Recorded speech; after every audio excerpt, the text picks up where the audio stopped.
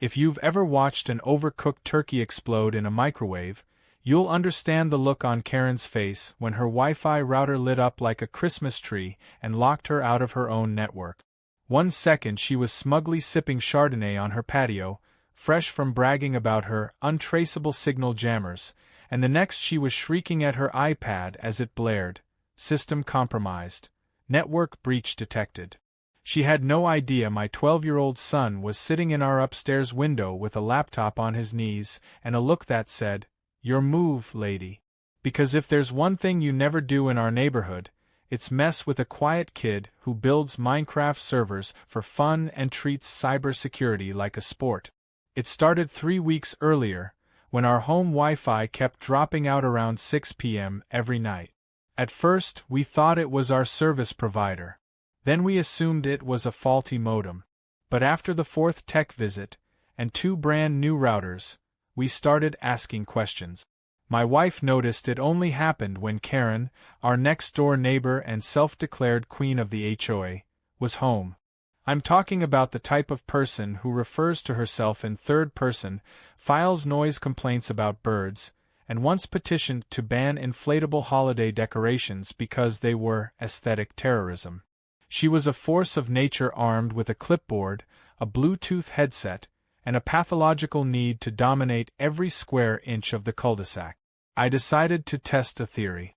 One evening, I stood in my driveway with my phone's Wi-Fi meter open and watched the signal plummet exactly 3 minutes after Karen pulled into her garage. I walked inside, nodded at my son, who I'll call Max for privacy, and said, "I think the Wicked Witch is jamming us." He looked up from his laptop with the most unsettling grin I've ever seen on a child. "Want me to confirm it?" he asked.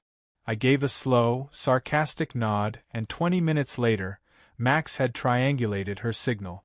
Not only was she blocking our Wi-Fi, but she was also redirecting Bluetooth traffic to a ghost server named HOA_secure.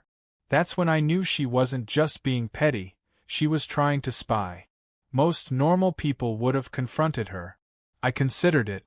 I even walked over to her porch once, ready to ring the doorbell. But then she came outside and screamed at a delivery driver for parking too parallel to her mailbox. I turned around without saying a word. Karen didn't respond well to rational conversation. She responded to control. And I knew we needed a counter-move that would not only stop her nonsense, but make her think twice before ever weaponizing a signal again. That's where Max came in. For a middle schooler, Max has the terrifying calm of a chess grandmaster. He doesn't yell, doesn't gloat, and never rushes a move. He just listens, analyzes, and waits. So when I explained what Karen was doing, he nodded once and asked a single question. "Can I use the backup firewall laptop?" That old Dell hadn't been touched in years, but Max lit it up like a vintage hot rod and went to work. By the next afternoon, he designed a network trap so elegant I almost cried. He called it the Flytrap Protocol. Here's how it worked. He broadcast a decoy Wi-Fi signal labeled homeowner_network_2 with an open connection. It looked unprotected but was actually a high-level honeypot with dynamic scrambling and reverse snooping protocols. Karen couldn't resist. The moment her jamming device detected the signal, she tried to intercept it. And the second she linked in, Max's trap snapped shut. Her device ID was cloned, her traffic rerouted, and her router forced into a diagnostic reboot that would lock her out until she manually reset it, which, knowing Karen, meant never. The fun part? While she was locked out, the network played an endless loop of elevator jazz over every speaker and smart device in her house. Max embedded it in a custom stream that auto-booted with her smart assistant. She'd have to hard-wipe every system just to get her thermostat to stop playing Girl from Ipanema. But the cherry on top was the blinking message on her smart fridge. "Next time, ask nicely." I watched the chaos unfold from my porch with a cup of tea and a front-row view. Karen came storming out in her silk robe, screaming into her phone, waving a Wi-Fi analyzer like it was a divining rod. I heard her yell, "Who the hell is broadcasting in my frequency band?" The irony, of course, was that it was her frequency band. Max had cloned her own jamming pattern and fed it back to her like a digital echo chamber. Her system was eating itself alive. The next morning, we found an HOA violation slip taped to our door. Suspicious electronic activity and unauthorized signal broadcasting. No name, just her chicken scratch handwriting. I laughed and slid it into a scrapbook we'd started called Karen Chronicles. But that was just the beginning. She wasn't humiliated, she was furious. She called an emergency HOA board meeting. She claimed we were operating an illegal tech hub from our attic. She even got a bored HOA lawyer to send us a cease and desist. It was adorable. What she didn't know was that Max had already shifted to phase 2. He started documenting her jamming patterns, frequency logs, device IDs, timestamp. Then he quietly submitted a report to the FCC with a full dossier of her illegal interference. It took less than a week before a white van with government plates pulled into the cul-de-sac. Karen panicked. She tried to act calm, waving like she was welcoming old friends. But when the agent held up a badge and asked to see her signal devices, the color drained from her face like water down a sink. And yet, somehow, she wasn't done. Not by a long shot. Karen's complaint was a masterpiece of delusion, 23 pages of exaggerated nonsense, rambling grievances, and tech buzzwords she clearly didn't understand. She claimed Max had breached private sovereign networks, employed algorithmic malice, and weaponized informational entropy. She called him a cyber threat in sneakers, and ended with a request for a neighborhood-wide technology ban until the menace is neutralized. I nearly laughed myself unconscious reading it. But it wasn't funny for long. Because Karen, through some twisted blend of connections and intimidation, managed to get the complaint in front of a small claims judge who, bless his overworked soul, actually issued a hearing date. Max was being summoned to court. Not juvenile court, mind you. Civil court. For allegedly destroying the structural integrity of Karen's digital ecosystem. We had 2 weeks to prepare. My wife was furious in a way I'd never seen before. She's usually the peacemaker, the voice of moderation. But when she saw her child's name listed as defendant next to phrases like neighborhood destabilizer, she snapped. She called the HOA office so many times they stopped answering. She threatened to sue the board for enabling harassment. And she sat down with Max and gave him a talk that started with, "You didn't do anything wrong," and ended with, "But we're going to fight this by the book." Max, of course, was unshaken. "We'll win," he said, scrolling through logs of everything he'd archived. "She just gave me the perfect stage." In the days leading up to the hearing, we dug deep. Karen's hypocrisy turned out to be the gift that kept giving. Not only had she used unauthorized jamming devices, still under FCC investigation, but she also had a digital footprint that reeked of surveillance. Max pulled metadata from her intercepted jamming signals and found out she'd been scanning multiple households for smart device info, baby monitors, thermostats, even wireless doorbells. She wasn't just blocking us. She was tracking the entire block. But Max didn't want to just win. He wanted to educate. His idea? Turn the hearing into a reverse TED Talk. He mocked up a slideshow presentation called Digital Safety in Suburban Warfare and broke the situation into 3 simple phases: the breach, the escalation, and the retaliation. I told him it was brilliant. I also told him we'd probably get kicked out of court for it.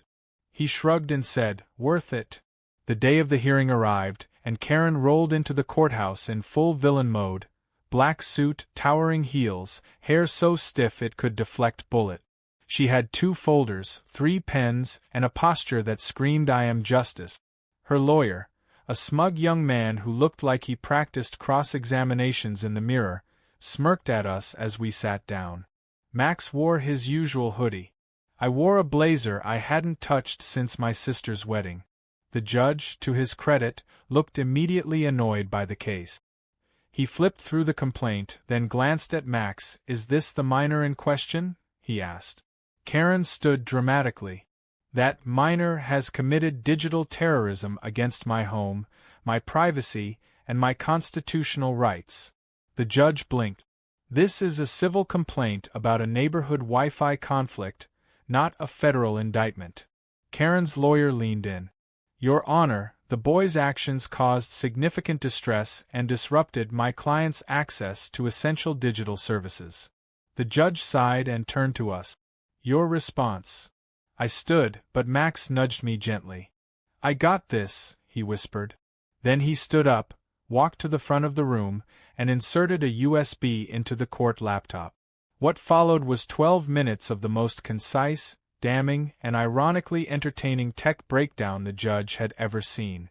Max explained what Karen did, how she jammed signals, redirected traffic, and spoofed devices. He showed screenshots, network logs, timestamp. He narrated how she'd locked herself out by attempting to hijack a decoy signal and even had voice recordings of her discussing illegal override privileges with her cousin. At one point, the slideshow displayed Karen's jamming pattern overlapping with our own router logs, clear, visual proof of interference. Karen tried to interrupt. The judge silenced her. Max's final slide was titled Why This Matters. He didn't insult Karen. He didn't gloat. He calmly explained that communities only thrive when people respect each other's boundaries, digital or otherwise, and that control, once abused, becomes surveillance. The courtroom was dead quiet. The judge rubbed his temples. Do you have anything to say to that, ma'am? Karen exploded. Yes, I do. He entrapped me. He hacked into my smart system and humiliated me. He made my fridge talk to me like HAL 9000.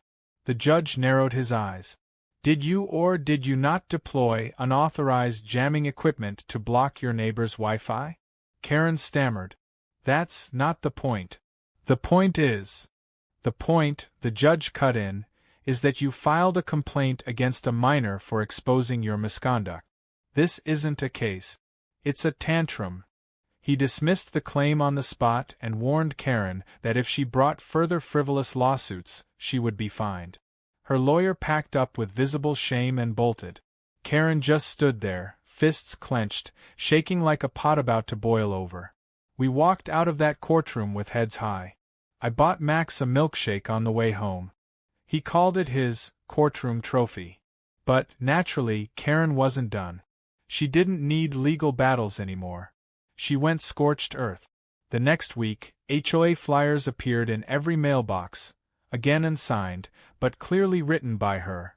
They warned of digital renegades, parental negligence, and the emergence of disruptive youth ideologies. Max was now a bad influence, a network manipulator, and, my favorite, a Wi-Fi warlock. Then came the real stunt. One morning, we woke up to find a massive, hideous metal box bolted to a post on the sidewalk between our properties. A sign on it read, HOA Network Monitoring Station, Authorized Use Only. It had blinking lights, antennas, and a sticker that said, Property of HOA Tech Dept. We didn't have an HOA tech department. Max just stared at it, expressionless. She's trying to bait me, he said. She wants me to attack it. I asked what we were going to do. He gave a thin smile. We're going to let her think it worked. That afternoon, Max wrote a short program that pinged the box with random noise signals. Not enough to damage it. Just enough to keep it busy. It heated up slightly. Then beeped. Then made a whirring sound. Karen came out 20 minutes later, wearing giant sunglasses and holding a walkie-talkie, muttering code words like Protocol Delta and Sector Breach. She had turned her sidewalk post into a fake command center.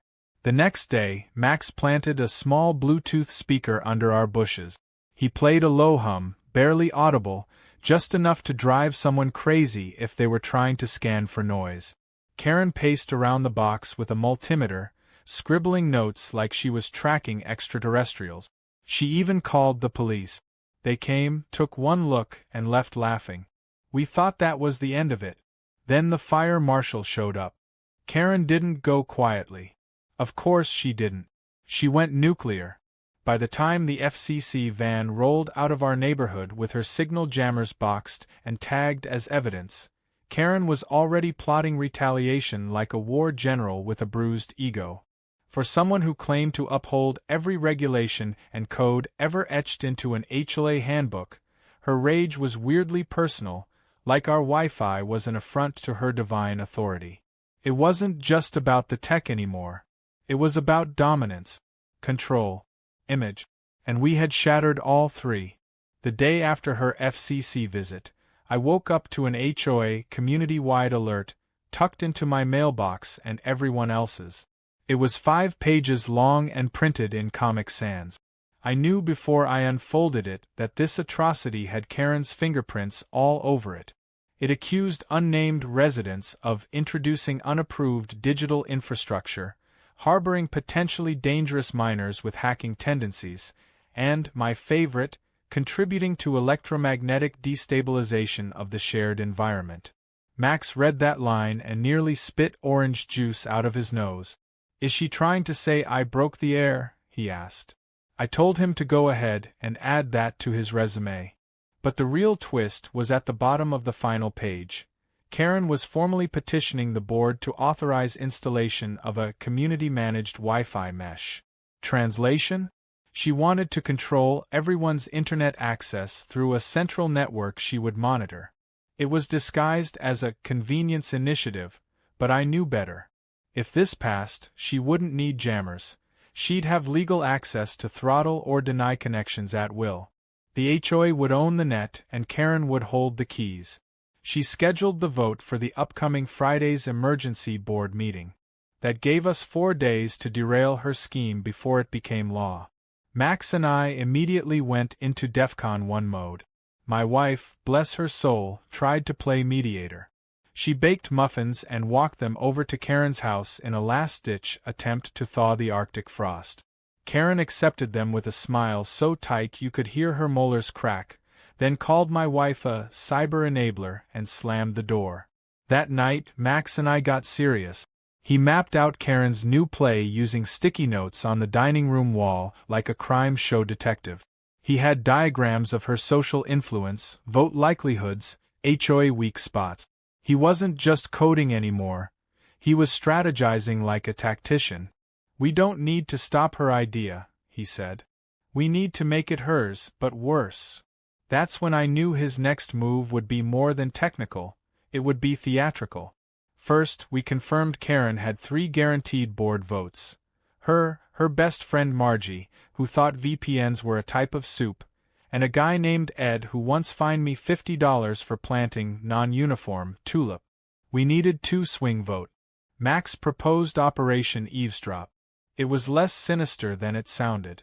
He simply reactivated the flytrap protocol near the clubhouse the night before the vote. Karen, always paranoid about digital threats, linked to the decoy again, this time with her tablet during a pre-meeting planning session. We captured everything. Her plan wasn't just to install a community mesh network. She was negotiating with a private vendor, one her cousin owned, to get exclusive installation rights, kickbacks, commissions, even a side clause that gave her administrative override privileges under the guise of network security enforcement. She was selling the HOA's digital future to herself. I won't lie, I wanted to print the transcript and nail it to every tree in the neighborhood. But Max shook his head. "That's not how you kill a queen," he said. "You make the board do it for you." So we crafted a presentation. On the night of the meeting, I showed up early in a collared shirt with a USB drive in my pocket and Max trailing behind me in his middle school robotics hoodie. Karen stood at the podium in full pantsuit armor, flanked by Margie and Ed, all wearing matching HOA pins like generals awaiting war. The clubhouse was full. People had caught wind of the FCC incident and wanted answers. Karen beamed like a pageant queen. I sat in the back, biding my time. She began her pitch with a slideshow about the dangers of unregulated bandwidth. There were blurry stock photos of hackers in hoodies and fake charts showing data chaos. At one point, she used the phrase Wi-Fi terrorism. Max leaned over and whispered, She stole that from Homeland reruns. The audience looked puzzled but nodded politely. Then she dropped the bomb, the vote. Before the motion could carry, I raised my hand. Point of order, I said. I have information directly relevant to this proposal's legality and integrity. Karen tried to shut me down, claimed I wasn't on the speaker list, but the crowd was already murmuring. One board member, Ms. Daly, waved me forward. Let's hear it, she said. I walked up, plugged in the USB, and calmly opened a folder labeled Community Trust. Then I played the audio file. Karen's voice, clear as glass. If we pass this, my cousin's company installs everything. We can write it as voluntary compliance in the bylaw draft, but I'll have the override keys. They'll never know. Dead silence. Margie turned sheet white. Ed audibly gulped. Ms. Daly stood up, crossed her arms and said, "Is that your voice, Karen?" Karen stammered something about deepfakes and Russian bots, but nobody was buying it. Someone in the back muttered, "She's the real terrorist here." That's when Karen lost it. She banged the table, yelled something about malevolent children, and accused me of planting spyware in her begonias. The board voted unanimously to reject her proposal, and to formally audit her past HOA communications. She stormed out before they even tallied the result. But just when I thought it was over, the next day brought the real shocker. Karen filed a civil complaint against Max. She accused my 12-year-old of cyber intrusion, reputation damage, and neighborhood destabilization. I couldn't believe it. This wasn't petty anymore. This was war. And Max? He looked at me, unbothered as ever, and said, "Good. That means she's scared." The fire marshal arrived on a Thursday morning, not with sirens or trucks, but quietly, unmarked SUV, clipboard in hand, expression flat. I was halfway through my second cup of coffee when he rang the doorbell. He introduced himself, asked if I was the homeowner, and then politely inquired why I had installed an unlicensed power relay box near a residential sidewalk. I blinked. I didn't install anything. You mean the weird signal box between my house and the screaming banshee next door? He cracked a smile, just barely, and glanced down at his note. We received an anonymous complaint. Said you constructed a power-intensive relay unit without proper clearance, possibly using it to interfere with local infrastructure. It didn't take a genius to figure out where the complaint came from. I led him to the sidewalk, where Karen's aluminum monstrosity still stood like a war trophy. The sign, bold as ever, still read HOA Network Monitoring Station, authorized use only. There were now 2 antennas sticking out of the top, one spray-painted gold. A strip of reflective tape ran around the base like a hazard warning. Next to it sat a folding chair and an umbrella, both obviously used. Karen had turned this into a sentry post. The marshal crouched, inspected the wiring, then frowned. This is a tampered weatherproof enclosure, probably a gutted cable box she picked up from a junkyard. There's nothing standard in here. No surge protection, no grounding. And is that a home router duct-taped inside? Oh yes, I said. We call it Karen's last stand. He took photos, jotted down notes, and asked for the HOA's contact. I almost laughed. She is the HOA. At least, she thinks she is. Turns out, Karen had filed for a special HOA infrastructure variance under a defunct bylaw and fabricated the signatures. She built the box herself, ran a live power cable from her outdoor socket, and claimed it was community tech enhancement. The marshal didn't find that funny. He said if it had shorted out or sparked on the sidewalk, it could have burned down both our homes. Within 30 minutes, 2 more officials showed up, clipped the power, and removed the entire rig. I watched from my porch as they dropped it in the back of a utility truck and drove off. Karen, who hadn't appeared all morning, burst out of her house the moment the truck was out of sight. She marched straight up to our lawn and pointed a trembling finger at me. "You have no idea what you've done. Probably saved the neighborhood from a Wi-Fi Chernobyl," I said. "You're welcome." Her face turned the color of an overripe tomato. This is a hostile environment. You've created a climate of intimidation. You built a surveillance pylon on public sidewalk and plugged it into your house. It was a precautionary deterrent. It was a lawsuit waiting to happen. She stormed off, but the damage was done. Word had spread.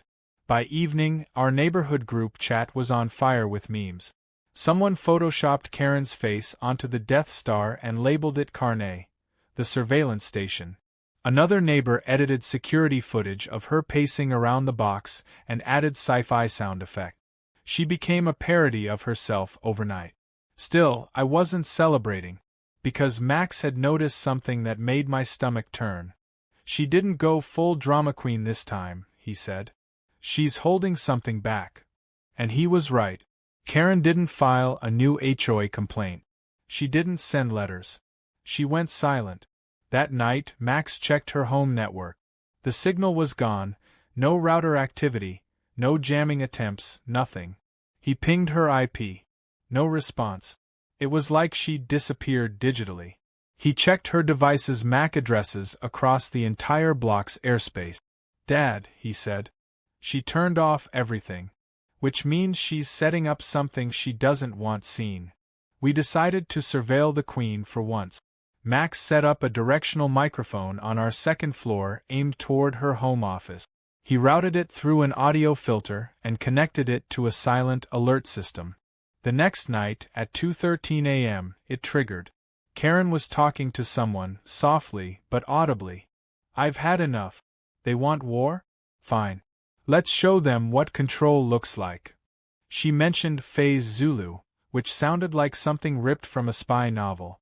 She talked about getting the HOA board dissolved, initiating a civic reset, and, most bizarre of all, mentioned reclaiming digital dominance. Max transcribed every word. I was ready to go to the police. Max, however, had a different idea. "Let's let her activate it," he said. "But when she does, we control what she sees." We didn't know what Phase Zulu was, but Max suspected she was planning some kind of infiltration, a network breach or worse, a mass lockdown of neighborhood smart devices. So he built a digital mirror. It was a synthetic neighborhood network, a perfectly simulated clone of every smart home on the block, with fake traffic, device IDs, and signal flow. He called it the zoo. If Karen tried to launch an attack, it would trap her signal inside the zoo and feed her staged data, including simulated reactions from each house. "Let her think she's in control," Max said. "Let's see what she does." 3 nights later, the trap caught something. At exactly midnight, a new device activated. MAC address unknown. High-powered signal. Directional output. It latched onto what it thought was the neighborhood router core, actually the zoo, and began injecting override command. Door locks, thermostats, garage openers. Everything. It was trying to hijack the neighborhood. Max turned to me, eyes wide. She built a scrambler. Karen had created a digital brute force system designed to seize smart home devices in a coordinated attack. But instead of the real neighborhood, she was hijacking an illusion. And Max had programmed each fake device with unique security responses. Some mocked her, others glitched, some activated fake security sirens or locked out her access. Then came the best part. At the center of the zoo was a virtual assistant named Karen, short for Kinetic Artificial Routing and Engagement Node. When her scrambler reached it, the assistant activated and responded with a single line of synthesized speech. "We see you, Karen." That's when the entire fake system crashed on her end. We heard her scream through the microphone. She began unplugging cables, knocking things over. Max watched her router emit one last flare before it died for good. "Phase Zulu, terminated," he said. That morning, we discovered that Karen had packed her SUV with plastic bins and driven off before dawn. The HOA group chat buzzed with theories. Some said she was visiting family, others guessed a breakdown. But Max and I knew better. She had finally realized that power was meaningless if no one feared her anymore. Especially not a 12-year-old with a laptop and a sense of justice. We thought it was over. Until the real HOA board called an emergency meeting. Apparently, Karen hadn't gone quietly after all. The emergency HOA meeting was packed wall to wall. I hadn't seen this many neighbors gathered in one place since the 4th of July barbecue where Ed accidentally ignited a shrub with a rogue bottle rocket. Folding chairs filled the clubhouse, people stood along the walls, and even Ms. Daly, the board member who usually zoomed in remotely, showed up in person. The air buzzed with speculation. Karen had vanished, her Wi-Fi war had imploded, and now the board was calling everyone together on zero notice. Something was up. I sat near the back with Max, who looked almost bored except for the faint twitch in his jaw that only showed when he was anticipating a move 3 steps ahead. He had a manila envelope in his lap marked Contingency Folder A. I didn't know what was in it and I didn't ask. He'd earned full tactical autonomy. When the board members finally walked in, they weren't alone. With them was a man in a blazer carrying a tablet, flanked by a woman in a sharp gray suit. The blazer introduced himself as Michael from the county records office. The woman was a municipal auditor. The room fell silent. Ms. Daly cleared her throat. "We've called this meeting due to serious irregularities in HOA leadership, infrastructure usage, and financial activity uncovered during a routine audit triggered by community complaints." Routine audit, my foot. That was Max. I could practically see the digital breadcrumbs he'd left behind to nudge the process. Daly continued. Specifically, these irregularities pertain to the unauthorized actions of former acting president Karen Ellison.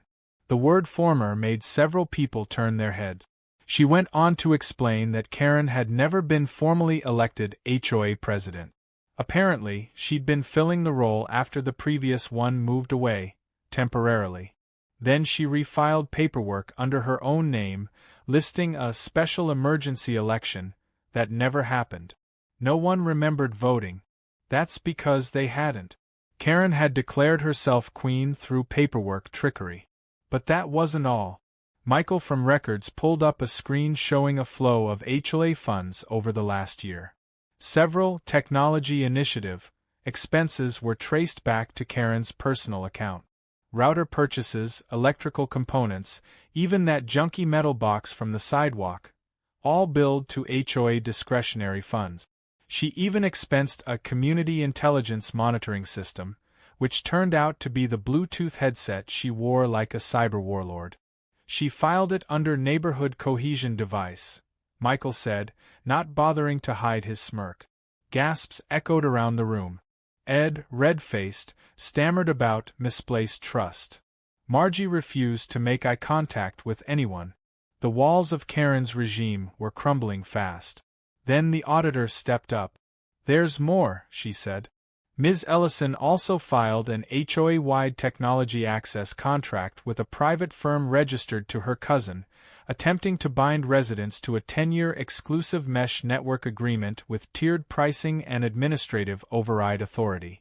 We found it and signed in the HOA archives, but it was scheduled for execution next week. The zoo hadn't just stopped her digital coup, it had exposed a larger one we hadn't even seen yet. That's when Ms. Daly turned toward us. "I believe some residents here helped bring this to light." Max didn't wait for a cue. He stood up, manila folder in hand, and walked to the front like a prosecutor entering his final phase. "I compiled and submitted the metadata on Ms. Ellison's device activity, signal interference logs, and falsified HOA correspondence," he said clearly.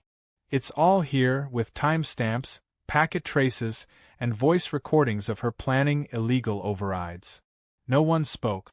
Even the people who once rolled their eyes at Max's tech stuff now looked at him like he was some sort of suburban oracle. He turned to the board. "You don't need a new president. You need transparency, open access logs, rotating leadership, maybe even a digital dashboard where everyone sees what's going on in real time." There were nods. Murmurs. For the first time since moving here, the neighborhood wasn't just reacting, they were listening. Daly smiled. "Would you be willing to help us build that system?" Max shrugged. Sure. But I want one thing in return. She raised an eyebrow. What's that? He pointed at the record of HOA fines Karen had levied against our family. Dozens of them, most of them absurd. One was for unregistered drone activity that turned out to be a birthday balloon. Another was for aggressive wind chimes. I want every bogus fine she ever gave us wiped off the books, and I want it publicly acknowledged that she abused her power. The room burst into applause. Daly nodded. Done. It felt like a victory lap. But just as we were about to wrap up, the door opened, and Karen walked in. She looked disheveled. Her hair was undone, her shoes mismatched. But her eyes were burning with fury. You can't do this without me, she hissed, storming to the front. I built this community. I protected it. No, Ms. Daly said calmly. You controlled it. There's a difference. Karen sneered. They're children. You let children run things now. They had to, someone muttered from the crowd. You weren't listening. Karen's gaze locked on Max. This isn't over, she spat. You think this is a win? You think this little laptop stunt makes you a hero? Max tilted his head. No. But it makes you history. Daly motioned to the municipal officer, who gently placed a hand on Karen's shoulder. You're being placed under formal investigation for misappropriation of funds and falsified HOA documentation. Please come with us. Karen screamed. Actually screamed. Not words. Just a noise, raw, angry, high-pitched like a boiling kettle. As she was escorted out, her final words rang across the clubhouse. You'll regret this. All of you. The door slammed behind her. There was a beat of silence. Then applause again. This time louder. The meeting adjourned soon after. The board voted to dissolve Karen's fake bylaws, freeze all fines, and appoint a temporary neighborhood council, with Max as a digital advisor. Someone joked about making him honorary mayor. Someone else seriously suggested it. Later that evening, Max and I sat on the porch. The sky was turning orange, and for once there was no static in the air. No ghost signals. No power surges. Just peace. So, I said, you gonna turn the porch light into a motion-triggered Wi-Fi scanner now? He grinned. Already did. I chuckled. You know she'll probably try something again eventually. Let her, Max said, sipping his soda. I built a new protocol just for her. I call it Karen Trap 2.0. I didn't ask what it did. I didn't need to. We just sat there as the sun went down, finally unbothered, finally unplugged from the madness. At least for now.